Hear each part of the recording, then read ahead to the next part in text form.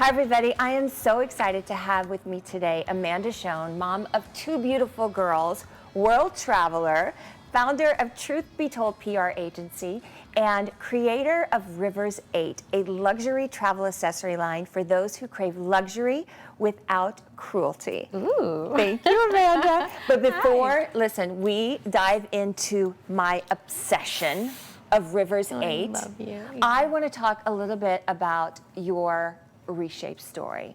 Okay. So when we met 20 years ago, you were running your PR company, right. New York and LA. Right, just getting it off the ground. But before that, you had been traveling and living all over the world. Like, yes. How did that happen? I'd always spent summers abroad. My parents started shipping my brother and me to summer schools in Switzerland. My father's was an AIDS researcher and a physician, and still is. And so he would travel the world to various international AIDS conferences. So my brother and I became peer educators, and we would travel with him. So it gave us a chance really early on to see the world and see all aspects of life abroad. So my brother ended up doing part of his medical training in Ireland, and I moved to Vietnam after I graduated from college.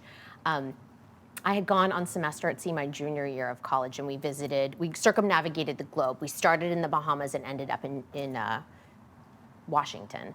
And I fell in love with Ho Chi Minh City, and it really felt like home to me. Really? It really, it's something that was it was a connection on such a soulful level. I thought, get that. I have to do whatever I can to get back here. So this was pre-internet. So I did as much research as I could, found one person who I knew was living in Ho Chi Minh City, a girl from New York City, wrote her a letter, waited for a response. She said, "It's so much fun here, you have to just come." So I was supposed to go with a boyfriend who I was dating at the time. Yeah. And he said, I can't do it, it's too big of a trip. It's your dream, it's not mine. So I said, fine, I'm just leaving. The short story is I arrived in Ho Chi Minh City and my visa had been given for the wrong day. So I'm like 22 years old. I have all these bags. I don't know where I'm gonna live. I figured, I'll just get there, stay in a hotel. And my parents were terrified, but totally supportive. So I get to the airport and they said, no, you have to go back to Hong Kong. I had flown to Ho Chi Minh City through Hong Kong. Back to Hong Kong, you can't stay here. And I thought, what am I gonna do? They take my passport. It's a communist country. Right. They took your passport. They took my passport, and at no point did I ever feel fear. And I don't think that I've ever really felt fear while I was traveling. I just knew that it would work out. So I stayed in a hotel that one night and planned to go somewhere the next day. I called my parents and they said, the only thing we're asking is don't go to Cambodia. There was a lot of fighting there. They were evacuating the embassies. It was really unsafe.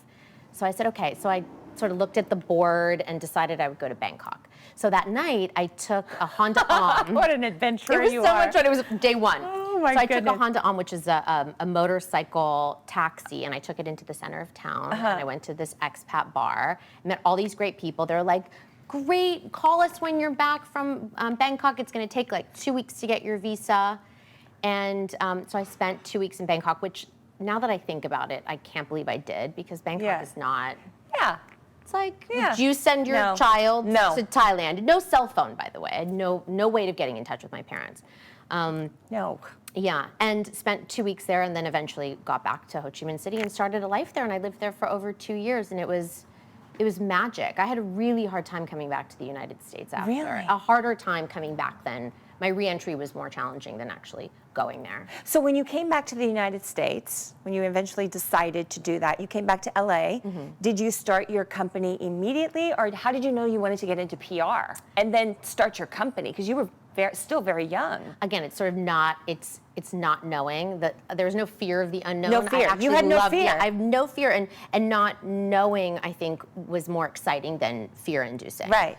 So I'd worked on a couple of projects. So in Vietnam, the only job that wasn't localized was a marketing job, PR and marketing. So okay, so you got your feet wet there. Yeah, all day long. Again, it's a communist country, so the newspapers there's no free press. So it was a little bit of a joke. I did have to wear pantyhose every single day, and like it's like 100%. the Duchess, right? Like you know what it's like. It was, and you can relate to the heat because in Louisiana it's 100% hot, humidity right. and it's 100 degrees. In pantyhose. So I just Nice. thought, can these actually melt into my skin? Skin, not good. Yeah. Toxic. It's really toxic. So I was working in PR and marketing, and then I became very close to the head of the hotel group where I was working, and she sent me to Myanmar. I lived there for a couple of months, which was very lonely because it's a very closed-off society. It's not like Vietnam, which is like, come into our home, celebrate with us. Yeah.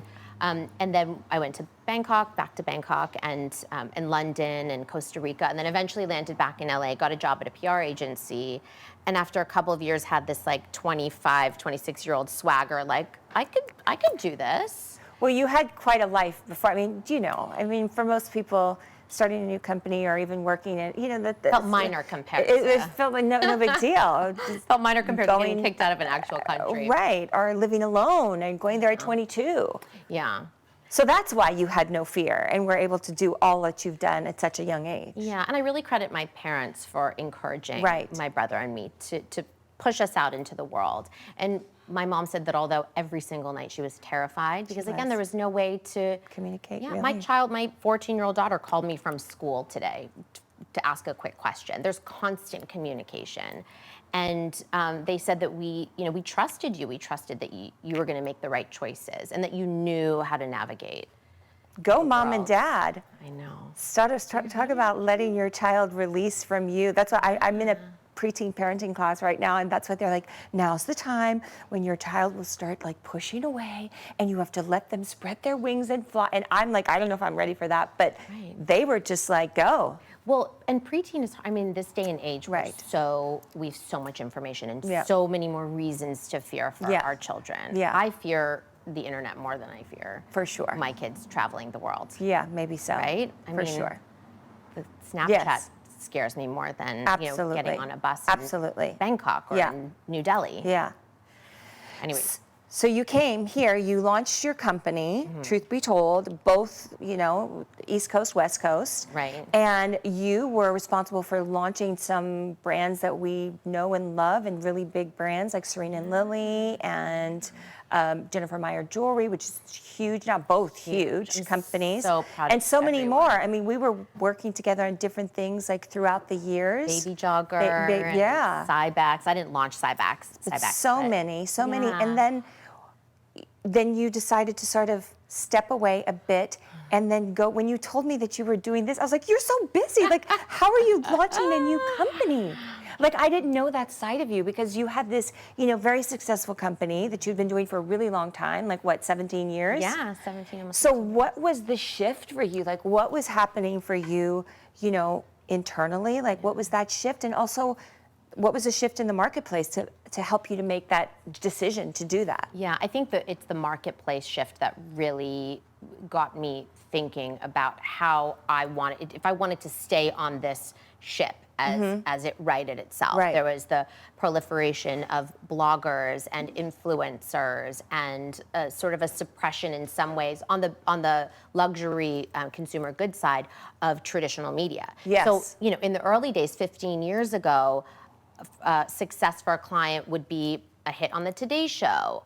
It would be an article in USA Today or Vogue. I mean, there's a concentration of media that really helped us understand a client's success and their traction, and it doesn't exist anymore. Not at all. And it's exciting because it's an opportunity for people to create their own brands, and I see so many people doing it so well, but it's just difficult to harness any kind of real influence for your clients. And that was my experience. I think other people who are more, considered to be digital natives, they're probably having an easier time. But for me, having worked in the old school media and running red carpets and running campaigns. Yeah. And now there's the digital marketing piece and the Instagram piece and the social media, and it's much more complex. And I just felt like it was outgrowing me versus me outgrowing it. And I wasn't happy. I spent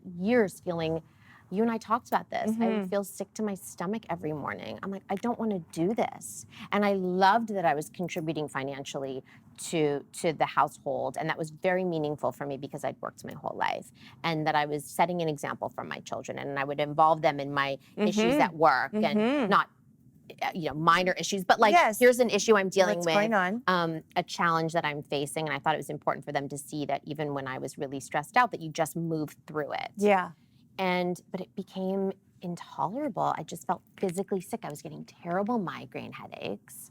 And I thought this is a time for me to jump ship. But I was really scared to do it. I spent years talking about it. So when that stirred up inside of you, like, I'm going to jump ship, was it, I'm just going to, stop doing what I was doing before, stop doing PR, maybe close down the company, maybe I'll keep a few clients or whatever. Yeah. But was it, I'm going to just move on and just, be with my kids more and be there for the family more? Or did you always have in your mind, since you've been a little worker bee your entire life, like, there's no way I could just sit still. I still have to create. Like, what was it?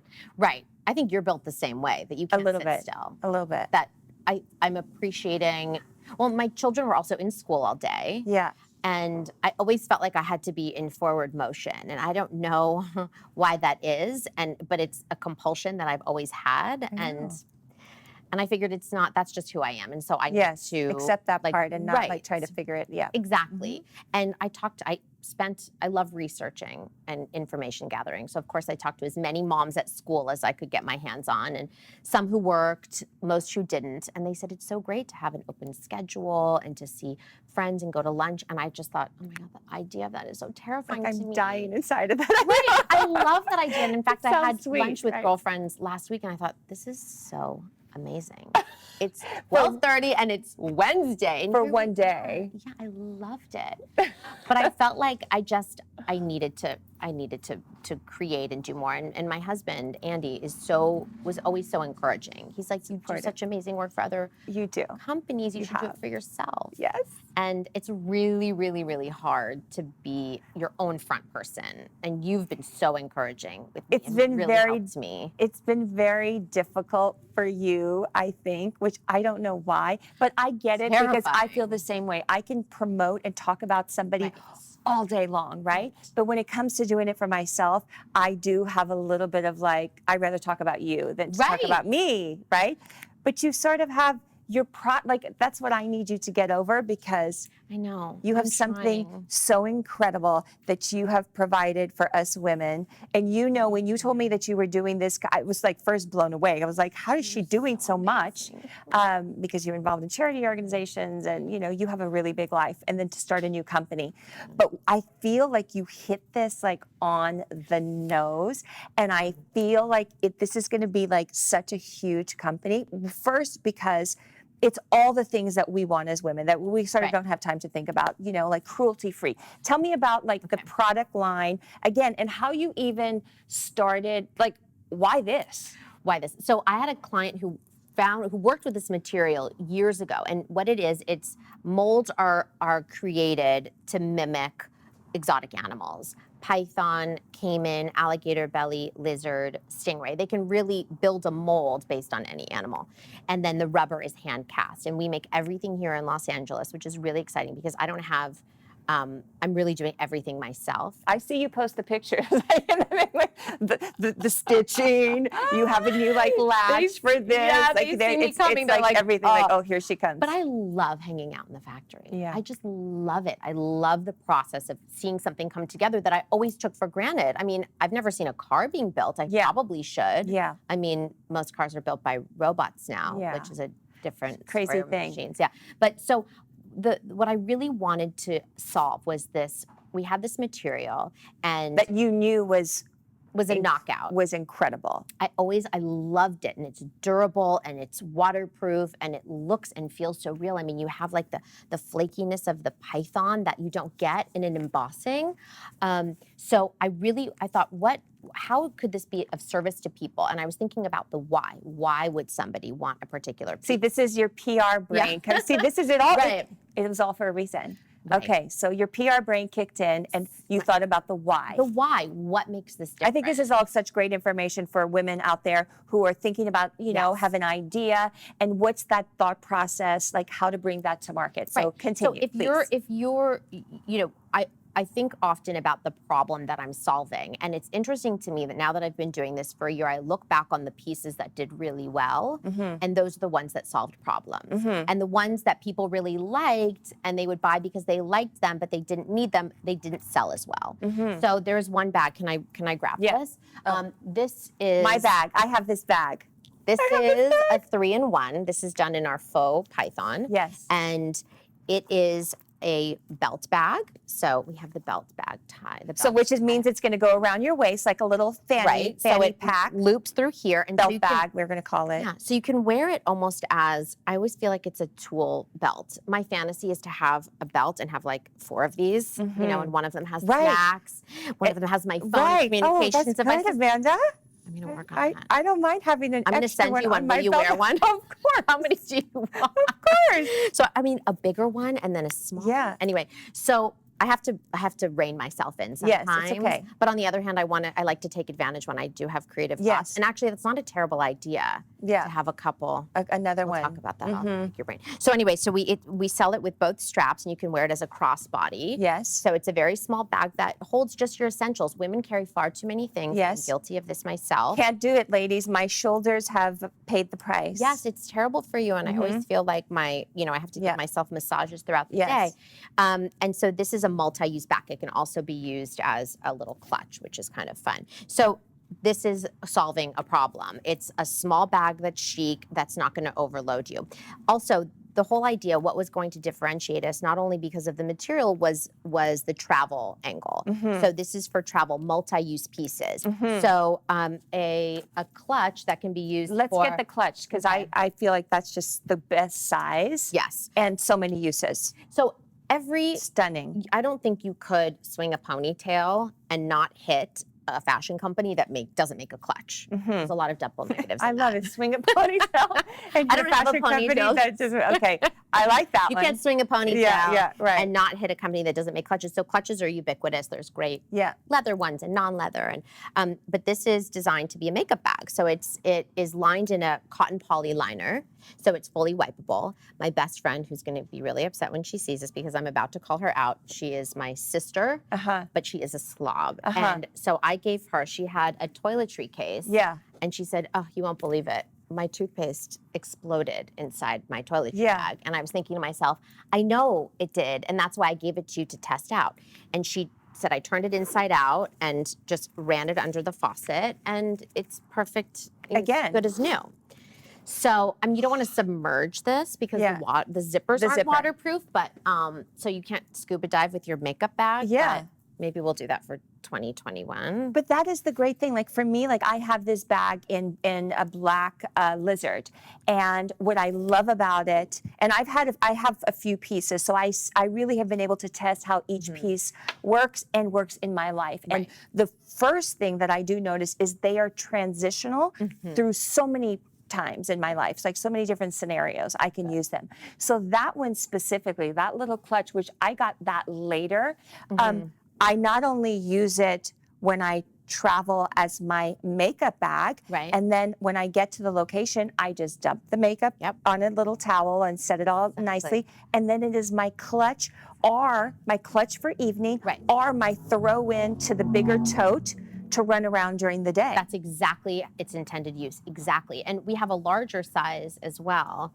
which conveniently matches my dress. This is the alligator belly. It's stunning. I think this color is so stunning. It's a really pretty fall color. It's beautiful. It's burgundy. And this can fit, several people in the last couple of weeks actually have asked me if this can fit an iPad, and it fits an iPad perfectly.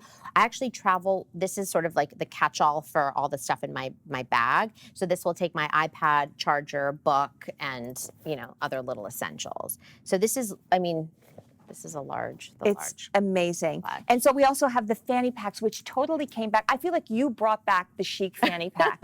You know, at the time when you were coming out, it's sort of when they became, you know, popular again. Yeah. But then you took it to the next level in all of these gorgeous materials. And I have this one, sort of the 3-in-1, but in my mind, like this for me is everything. I haven't got it yet, You but don't have a fanny no, pack? I don't have a Fanny Pack, but my I'm waiting for the one that we discussed that's happening. Okay. The multi. I think so. You know, well, our across the body, the one that have goes there. I have So, a sample. and then here's the larger one. You have your makeup, you have your catch-all tray, so that men can even use this. I just feel like it is so brilliant and so amazing, and every woman needs to know. And we changed the name. It's my. You are Allie's my We styling changed partner, the actually. name. It was Artifact 8, and then we've changed it in the past few months to Rivers 8 Rivers because 8. I know I did a lot of posting on it, and it's since changed to Rivers 8 now. Yeah. So it's just amazing. I want everybody to check it out. What's to come? Like, what's the big picture for this? Because I really feel like you could go all the way, and you should already be everywhere. I'm so appreciative of that. So I just wound down my PR company in the spring, and that's going back to the conversation about the transition. I couldn't quit my own company. That's I wanted to.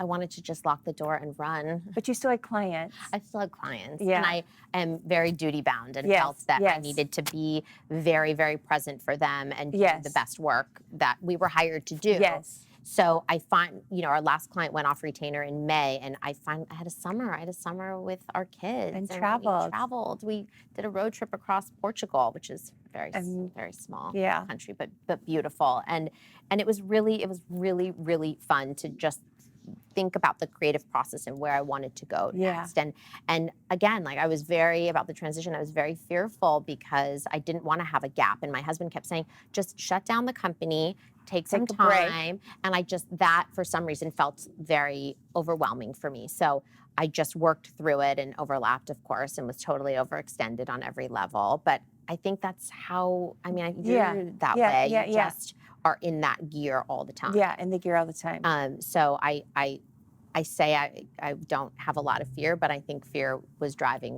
It's driving you. desire to keep the PR company going while I got this off the ground. So I'm now fully committed to this, and I'm working on stores and retail development, and it's just hard because all I want to do is just make bags. It's so much fun. And I just want to use the bags and talk about the bags and Okay. share the bags with Deal. everybody because they're really so fabulous. But again, now you have the time to put into this business, and I know that it's going to be crazy successful. Every piece that I love in my life, I wanted out of this material, and I always tell you, like this phone case, I'm sure everybody will recognize, but they use some type of embossed snake, and it just looks bad in my opinion, but I got it really because I needed it to see. it's functional. And I just need you to either do a partnership with them or do your own because I just I want everything. I want my life in this fabric. I'm gonna this material. make you pants. I'm gonna make you a jacket. I'll totally wear it.